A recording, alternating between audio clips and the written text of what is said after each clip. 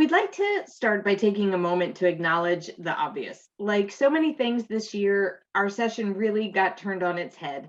Our university is still under travel restrictions, so we found ourselves with the opportunity to deliver a session on active learning that is pre-recorded with no live participants.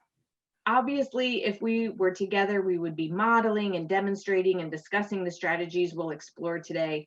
But we're going to do our best to keep this session engaging by taking some cues from what we've seen from podcasts and TV shows. And if you're anything like me, there's been a lot of TV and a lot of podcasts in your life this year with COVID. So with that said, welcome to Teaching Today. Let's meet your hosts.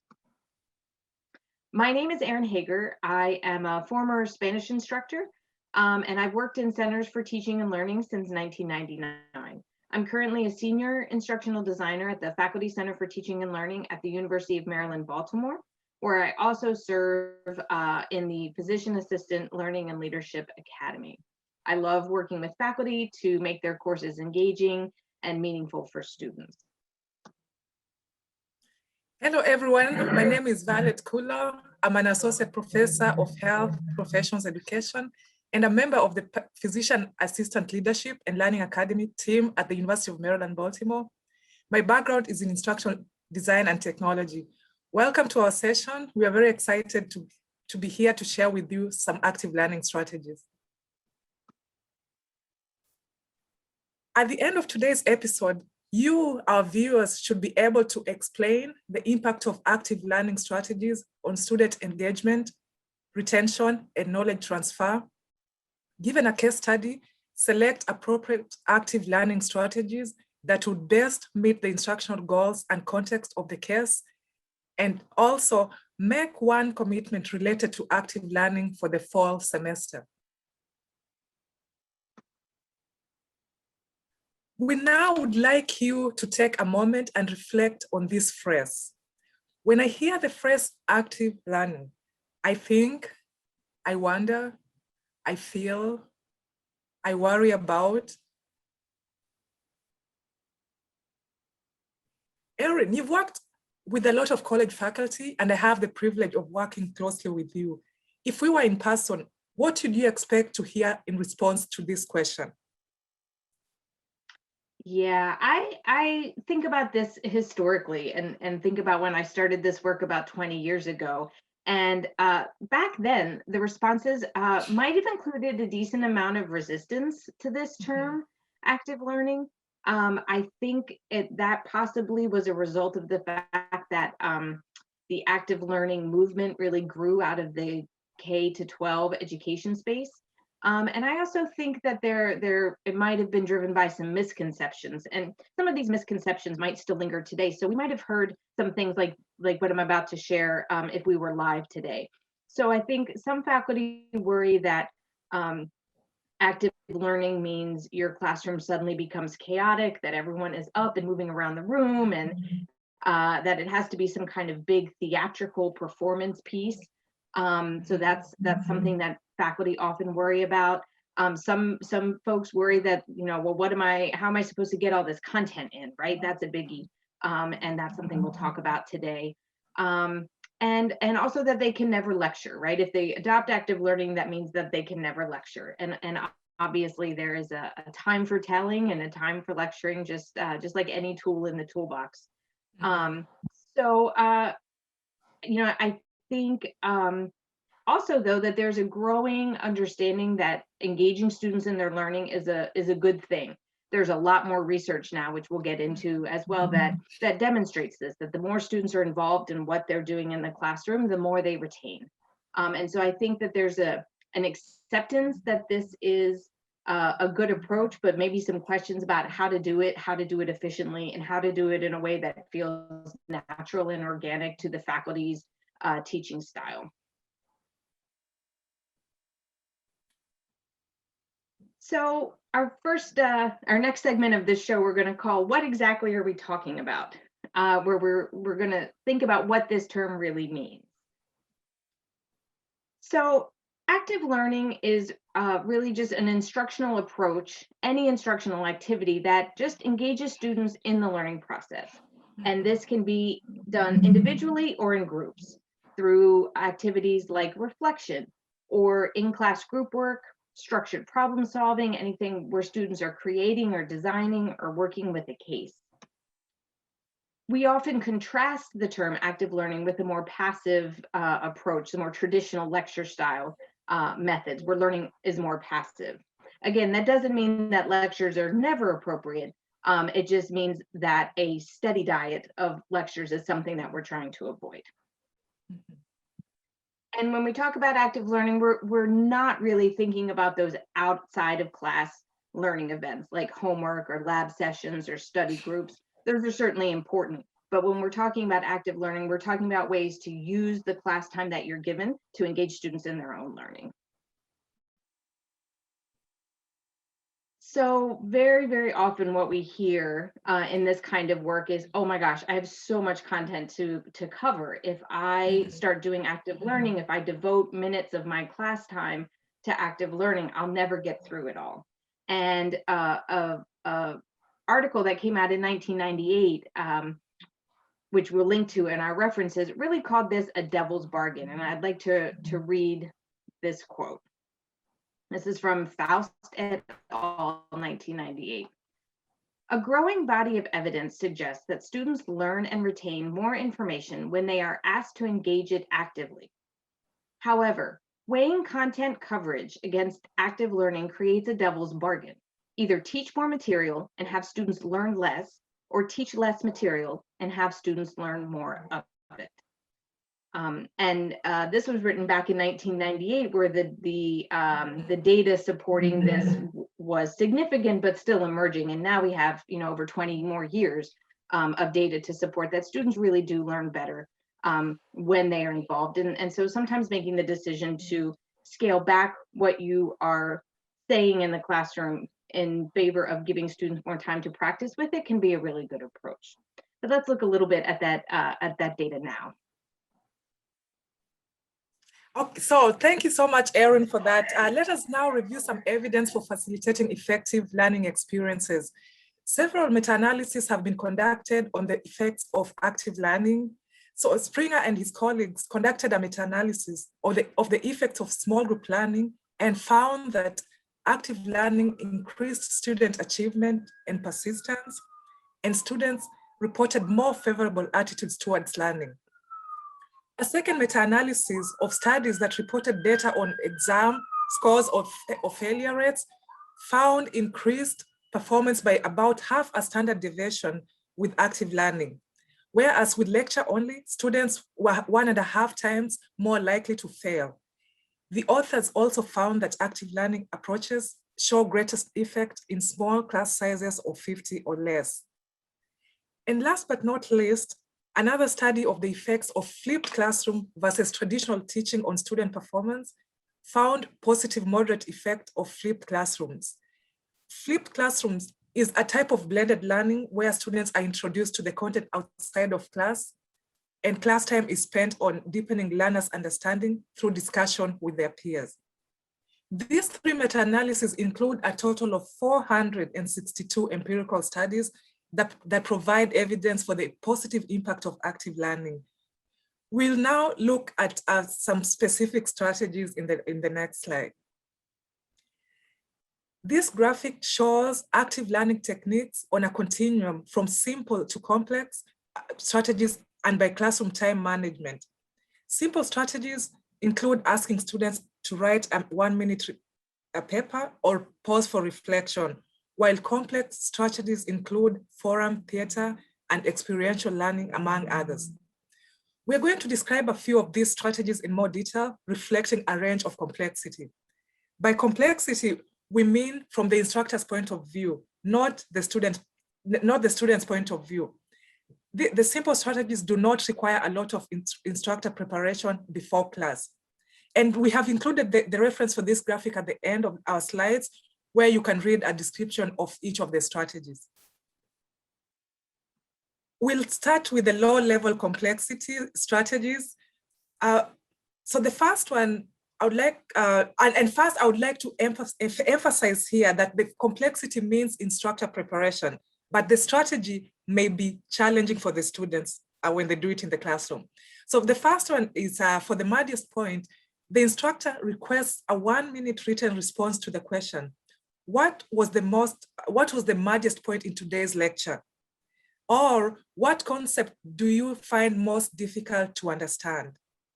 The instructor can review these responses before the next class and adjust instruction accordingly in response to the students' needs. The next strategy is think, pair, share. Here, students are given a moment to pause, think about the answer to a question, share the response with the partner, and then have some of the partner groups report back to the whole class. For example, the instructor could ask students to formulate an opinion or belief about the material, apply the material to a new context, or predict upcoming material based on what they have learned. The next strategy is a role play and dialogue. In role playing, students act out a situation or an incident. This helps students to gain a better understanding of the concept or theories being discussed. Alternatively, students could invent a dialogue relevant to the content. The dialogue does not have to be between human beings. For example, in a lesson about pain management, students could invent a dialogue between Tylenol and a migraine. The next strategy for a low-level complexity is student-generated test questions. Here, students are involved in creating quizzes by developing some or all of the questions. This encourages them to think more deeply about the course materials as they write the questions, and thus demonstrating higher order thinking skills. The students' questions may be used on exams or for review sessions. And this exercise may be used for homework, so they don't have to do it while in class. You can give this as homework. So next we'll look at the mid-level complexity strategies. Great. So again, thinking about complexity now in this mid-level range requires a little bit more thinking ahead of time on the part of the instructor, but these are still very doable activities. The first one I'd like to talk about is the jigsaw. And the jigsaw is a group approach to learning that involves putting the students first in what we call an expert group, and then reshuffling those expert groups into a second group where there is a representative of each expert topic in the group. So this works well for content that can stand on its own. So if you are where you don't need to be to understand fully the topic of group 2 in order to complete the assignment of group 1. So let's think about an example. Let's say we're in a political science course and we're looking at the parliamentary government system. So the professor might give an overview of how this type of government works, and students have that as base knowledge. And then he divides the group where each group is looking at how this works in a particular country. And so, you might have 4 different countries represented. Students in that first expert group work through some activities to learn even more about how the parliamentary system works in their given country. And then once they have that down, they're reshuffled. So a new group has a representative from each of the country groups. And then maybe they do an activity to compare and contrast or to make a decision about which country best represents the parliamentary system. There's some kind of output that the students do. They don't just talk. But that's basically how the jigsaw groups work. Expert groups first with information that can stand on its own, and then they're reshuffled to complete an activity where they need the expertise of everybody. The second mid-level complexity we want to share right now is something called polling, which is exactly what you would think. It's just an opportunity for students to respond to questions during the class period. And the results of the poll are displayed in, for the rest of the class to see. The reason this is mid-level is just because it involves the instructor thinking about those questions ahead of time and inputting them into whatever polling software you are using. Common ones today are Poll Everywhere. Another tool is called Socrative. And there's even a polling function in Zoom if you're teaching asynchronously that students can use. So if you're in the classroom, the way these tools work is you create an account, you put in your questions ahead of time, and then students respond to those questions using their cell phone or a computer, and you can display the results in real time. So it's a great way to check understanding of concepts, to anticipate upcoming topics, to gauge opinions in the classroom, and then you can decide where to take the class from there. So the last mid-level strategy that we want to talk about is simulation. Right now, Violet and I both work at a health professions university, and so simulation is used very often to help health profession students practice both the psychomotor skills of dealing with patients, but also the emotional and interpersonal skills that they need to be successful providers.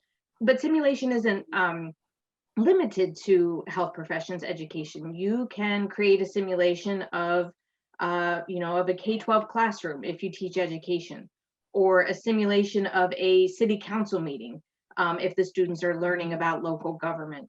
So it does just take some planning and thinking about how the roles are going to work and what materials or information people need to be successful in that simulation. But it can be a great way to practice real world skills and to get some of that under their belt before they're in the real environment. So now let's look at some high level complexity strategies. One of them is a team-based learning. TBL is a form of collaborative learning that uses a flipped classroom instructional approach. It follows a specific sequence of events, including student preparation out of class and engaging learners in application activities within small groups in class. TBL has 4 key elements. First is forming permanent student groups, readiness assurance process, application exercises, and peer evaluation. The readiness assurance process includes pre-reading by students outside of class. Then students take an individual readiness test, and that is followed by taking the same test in their groups, where they negotiate back and forth until they reach a consensus on their team answers. This strategy shifts the instructional focus from knowledge transmission by the instructor to knowledge application by the learner. However, it requires a lot of preparation by the instructor to form the student groups before class, write test questions, and also prepare application exercises. So we'll look at the next high-level complexity strategy. Another high-level complexity active learning strategy that both faculty and students find very rewarding is the idea of service learning. And service learning is a robust approach to learning that involves using the principles of community engagement to meet your course objectives. So this is more than just a one-off volunteer project where maybe your class goes and does an activity for an hour.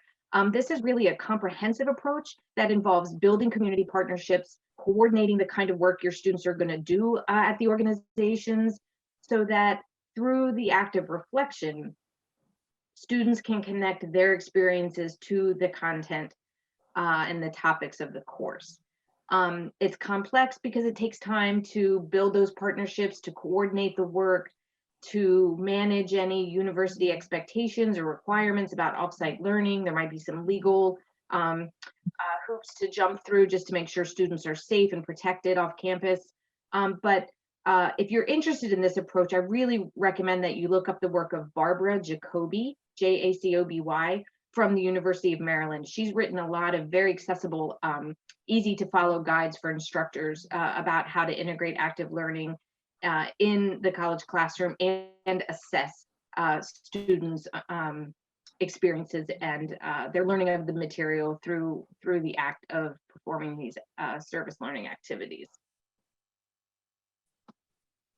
So we're going to move on to our next segment here. It's kind of a, obviously if we were in person, this would be a whole group discussion, but this segment we're going to call How Would You? And we're going to look at real life case studies from college classroom and see how we might integrate active learning in these examples.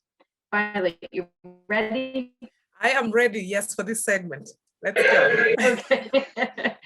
All right. Okay, so here's case one. This is a human anatomy class, and we're going to be thinking about a lesson on the cardiovascular system. And specifically, the objectives are describe the structure of the heart and its position in the thorax, and to outline the differences between arteries, veins, capillaries, and sinusoids. All right, so I'll go first on this one. So if I were looking at a lesson like this, the first thing I would think about for that, describe the structure of the heart, is I would think about that uh, mantra or maxim that says, you learn something best when you teach it to others. So I might ask students to work in groups to come up with a 5 or 10-minute lesson for third graders about the structure of the heart, and really think about, what they need to convey in that lesson. For the objective about the differences between those different parts, I just might have a very simple table where I put the arteries, veins, capillaries, and sinusoids as the rows, and the columns, I might give them a few prompts for them to think about, and then have them fill in the table about what the similarities and differences are, with respect to the categories I provide. All right, Violet, what would you do here? So for me, what came to my mind for this first objective is there a picture is worth 1,000 words. So I would ask students to draw a label diagram of the thorax and the heart with the major arteries, veins, and valves. I would put emphasis on getting the correct position of the heart and the labels, and not so much on the artistic, how artistic the drawing is. And for the second objective, I would use the jigsaw, which you already described earlier, Erin, so I will not go into much detail. I will divide students in 4 groups to become experts in one of those topics, either arteries, veins, capillaries, and sinusoids, then reshuffle the groups to teach each other. That's great. All right. We're in statistics, and Violet is our math expert, so I'm going to kick it to her. Okay, thank you, Erin. So for the second case is for a course in Introduction to Statistics, and the lesson is measures of central tendency. For the first objective, to compute the mean from raw data, I would use documented problem solving. This strategy assesses how students solve problems and how well they can describe their problem solving method. I would ask students to divide a piece of paper into 2 columns, show the steps of calculating the mean on the left side of the paper, and describe each step on the right side of the paper. The emphasis should be documenting their process and making connections between the steps, and not whether the solution is correct. And with this strategy, students are given credit for their effort because it's a challenging task and it takes a lot of time to do. For the second objective, I would also ask students to graph the same raw data on 2 histograms, one with outliers and the other without outliers. Then have them indicate where the mean falls on each of the graphs. Then I would have students contrast the 2 means and the shape of the histograms. Yeah, that's great. They'd really be able to see it that way with the before and after. That's yes, great. Absolutely. Okay, so a little more in my comfort zone, sociology. This comes from an experience I had as an undergraduate where I took a seminar focused specifically on the topic of homelessness, the experience of homelessness. And one of our first lessons was to really break down, how do you define a home or house, which can matter a lot in terms of how services are provided and how we help people who are experiencing homelessness. So in this lesson, if we were having students describe the discrepancies and how different organizations define and measure homelessness, and explain the impact of these discrepancies on efforts to meet the needs of people in this situation. So the first thing I might do when approaching a topic like this is to divide the students in pairs or small groups and assign them each a different organization, either at the federal level, the state level, maybe a local nonprofit, and ask them to research how that particular organization defines and measures homelessness. So by the time we come back as a whole class, we can compare and contrast. How does housing and urban development define homelessness versus how does the local shelter down the street make the decision of whether or not they can help a client. So after that big group discussion, that would lend itself naturally into another group discussion, maybe using some think, pair, share, some other, easier approaches to talk about the challenges. What are the challenges that arise when we have these different definitions? And then to explain the impact of the discrepancies on the efforts to meet the needs of people experiencing homelessness, I might consider a mock city council meeting. This might fall into the simulation activity, or more of a role play dialogue type thing. But maybe I would have a group of students be the city councilors who are hearing testimony from different groups of students who are presenting what they consider to be the best definition of a house or a home or someone experiencing homelessness to the city council, who can then ask them questions and make them defend their positions, and then come up with a city council approved definition that we as a class could use going forward, obviously with the input of the instructor before going forward. But I think that would make it very real for the students. Okay, so we're into another segment now. This is a speed round, and we're going to call this segment What If, where we're going to think about different situations and things that might come up when you're thinking about doing active learning. All right, Violet, here we go.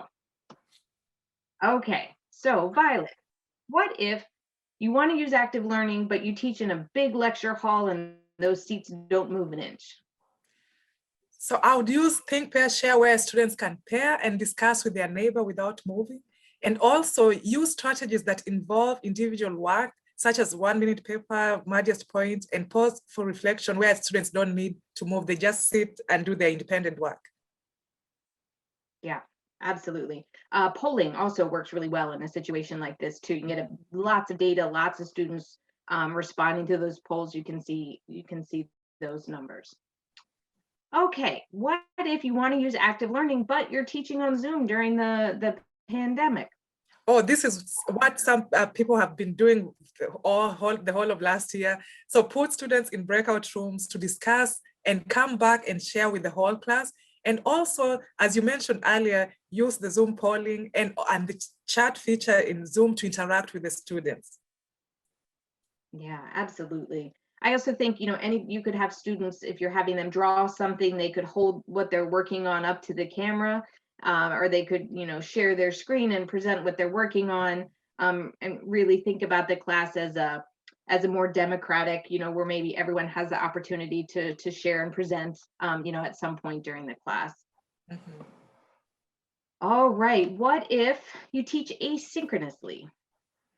Okay, for synchronous teaching, I would use the discussion forum in the learning management system, and also put students in small teams to collaborate on activities and assignments and to give each other feedback. So that would give them a sense of social connectedness and belonging. Yeah. And a lot of these same activities we've talked about can also work asynchronously. So things like the documented problem solving. Students can take a picture of their work and upload it. Drawing diagrams, the same thing. So you can still give them similar kinds of assignments. It's just the mechanism to share it with you or with the rest of the class is a little bit different. That's the main difference there.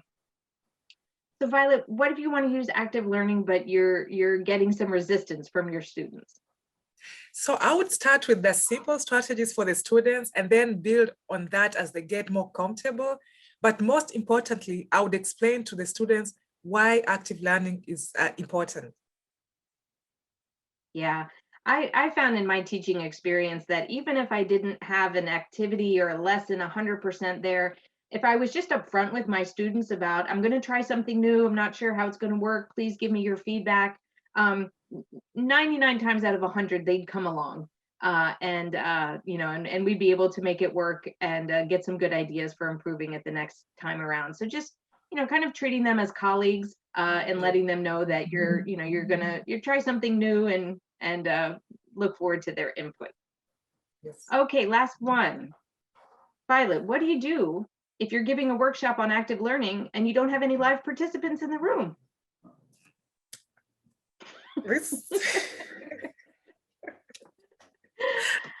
All righty.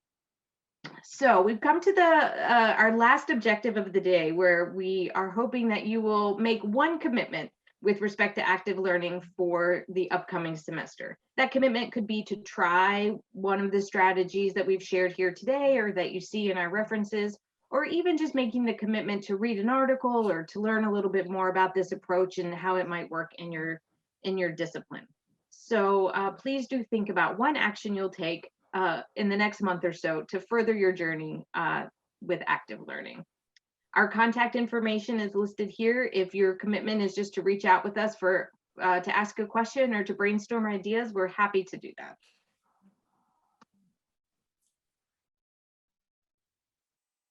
Here are some references. You'll be able to download this PowerPoint and have access to these. And a lot of these are very practical and also include almost recipes of strategies that you can try in your classrooms as well. It's not all studies and data. So you'll get a little bit of both there.